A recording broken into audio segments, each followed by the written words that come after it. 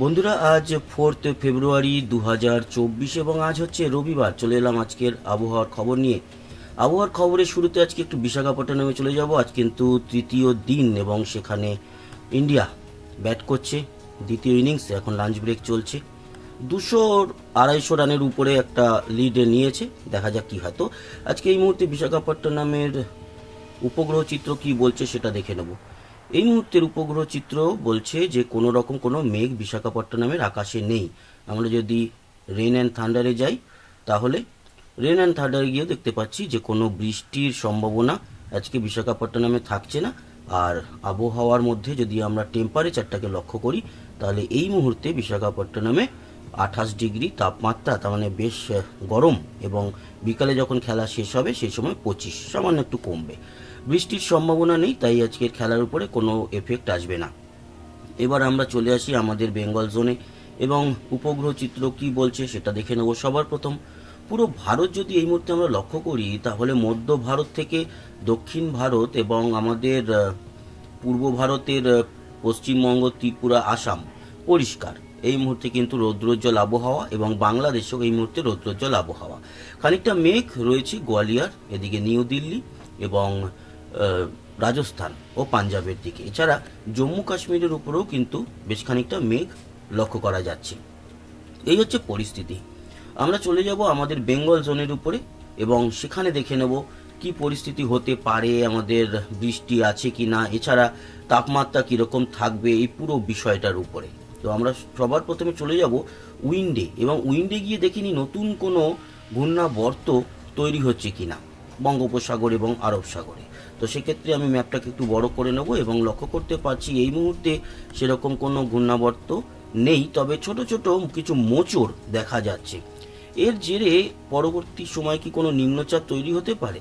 আমাদের হাতে 9 তারিখ অবধি যা আউটপুট আছে বা আপডেট রয়েছে, তাতে দেখতে পাচ্ছি যে খুব একটা কিছু পরিস্থিতি বদল হবে না। তবে তাপমাত্রায় একটা হেরফের কিন্তু এই 2-3 দিনের মধ্যে রয়েছে। তার আগে আমরা রেন অ্যান্ড থান্ডারে গিয়ে দেখে নেব বৃষ্টির সম্ভাবনা কতটা। আজকের এই মুহূর্তে দেখুন, এক কথায় বলতে গেলে আমাদের বেঙ্গল জোন মানে পশ্চিমবঙ্গ, বাংলাদেশ, ত্রিপুরা, আসাম কোথাও কিন্তু এই মুহূর্তে বৃষ্টির সম্ভাবনা নেই। যদিও গ্যাংটকের দিকে একটু হালকা ঝিরিঝিরি বৃষ্টি থাকতে পারে। তবে আজকে 4 তারিখ দুপুরের দিক থেকে যদি আমরা দেখি, আজকের সারা দিন এবং রাতের দিকে কোনো বৃষ্টির সম্ভাবনা না থাকলেও পরবর্তী সময় একটা হালকা বৃষ্টি মালদা এবং বীরভূমের উপরে আসতে চলেছে, যেটা কালকের দুপুরের দিকে এবং সকালের দিক থেকে দুপুর অবধি হালকা দেখা যেতে পারে। তবে সেই বৃষ্টির পরিমাণ খুবই কম এবং এদিকে গোয়ালপাড়া, গুয়াহাটি, হোজাই, ডিমাপুর, জোরহাট এই অঞ্চলগুলো, তেজপুর মানে আসামের এই অঞ্চলগুলোতে কিন্তু খানিকটা বৃষ্টি আগামীকাল দেখতে পাচ্ছি। অবশ্য পশ্চিমবঙ্গ, বাংলাদেশ, ত্রিপুরা এবং আসামের শিলচরের যে দিকটা, সেই দিকটা পরিষ্কার থাকছে। আর যদি আমরা 6 তারিখে দেখি, তাহলে 6 তারিখে একটু হালকা ঝিরিঝিরি বৃষ্টি আমাদের কলকাতার আশেপাশের একটু অঞ্চলগুলোতে আর খুলনা, বরিশালের দিকে হওয়ার সম্ভাবনা এবং শিলচরের দিকে।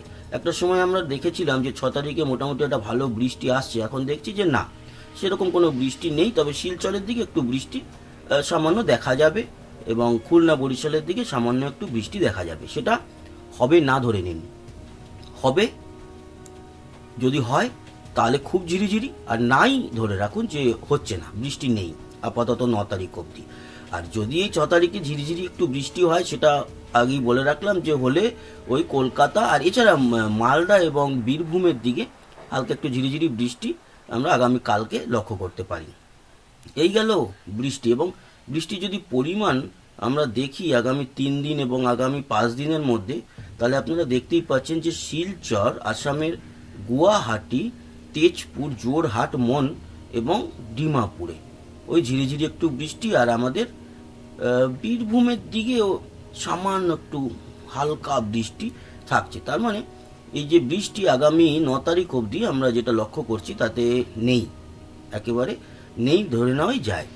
এবার আসবো তাপমাত্রা। আজকের কিন্তু তাপমাত্রা বেশ ঊর্ধ্বগামী। দুপুরবেলায় এখন আপনারা দেখতেই পাচ্ছেন যে আমাদের দক্ষিণবঙ্গে পুরুলিয়া থেকে শুরু করে এদিকে বাঁকুড়া এবং দুর্গাপুর সবই কিন্তু 25-26, এদিকে কলকাতা, চন্দননগর শান্তিপুর, নদিয়া, রানাঘাট সবই 25-26-এর মধ্যে।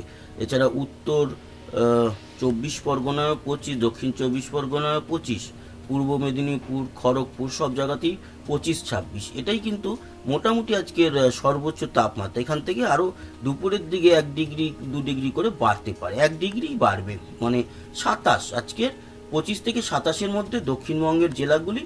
এবং যদি আমরা উত্তরবঙ্গের দিকে যাই তাহলে মালদায় দুপুরে সর্বোচ্চ 23-24 এবং দক্ষিণ দিনাজপুর 23, উত্তর দিনাজপুরও 23, শিলিগুড়ি মোটামুটি 22, কোচবিহার আলিপুরদুয়ার 22-এর মধ্যে, জলপাইগুড়ি 22, দার্জিলিং 13।